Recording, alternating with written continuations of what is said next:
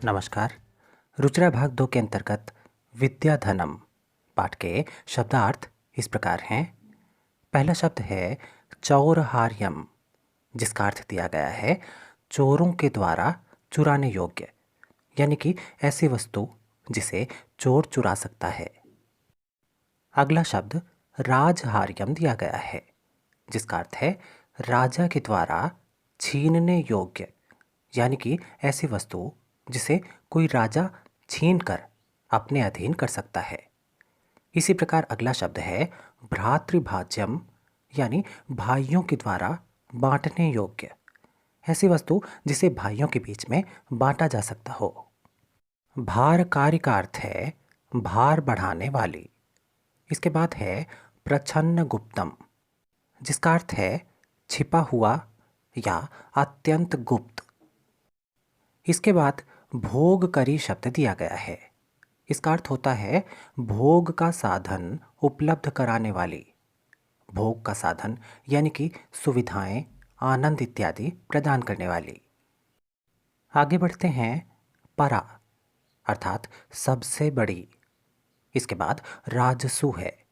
राजसु का अर्थ है राजाओं में या राजाओं के बीच में।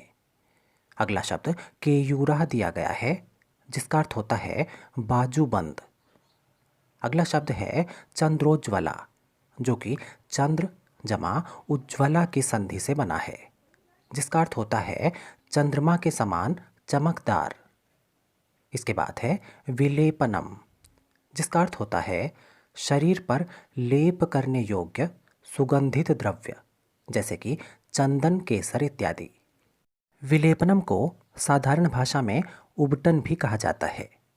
इसके बाद है नालंकृता, जो कि न जमा अलंकृता की संधि से बना है और इसका अर्थ दिया गया है नहीं सजाया हुआ, यानी कि ऐसा स्थान या ऐसी वस्तु जिसे सजाया नहीं गया है। अगले शब्दार्थों में मूर्धजा शब्द है, जिसका अर्थ है वेणी या चोटी। अगला शब्द दिया गया है वाणी जमा एका की संधि से बना वाण्येका, जिसका अर्थ है एकमात्र वाणी। वाणी यानी कि हमारी बोली। अगला शब्द इसी के साथ जुड़ा है समलंकरोति, जिसका अर्थ है अच्छी तरह सुशोभित करती है या शोभा को बढ़ाती है। पाठ में कहा गया है कि एकमात्र हमारी वाणी ही है जो हमारी शोभा को बढ़ाती है, क्योंकि यदि हमारी वाणी मीठी है तो सभी हमें पसंद करेंगे, सभी हमसे मित्रता करना चाहेंगे। परंतु यदि हमारी वाणी कड़वी है तो कोई भी हमारी मित्रता को स्वीकार नहीं करेगा। संस्कृता का अर्थ है संस्कार युक्त, इसे हम शिष्टाचार युक्त भी कह सकते हैं। धार्यते यानी कि धारण की जाती है। अंतिम शब्द दिया गया है क्षीयन्ते अखिल भूषणानि, और इसका अर्थ दिया गया है कि संपूर्ण आभूषण अर्थात सभी आभूषण नष्ट हो जाते हैं।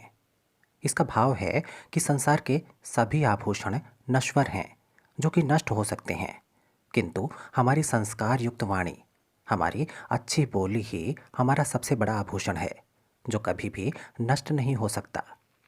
इस पाठ से संबंधित विस्तृत अनुवाद, अभ्यास और इसके बहुविकल्पीय प्रश्न यानी कि मल्टीपल चॉइस क्वेश्चंस की वीडियोस का लिंक नीचे डिस्क्रिप्शन में दिया गया है।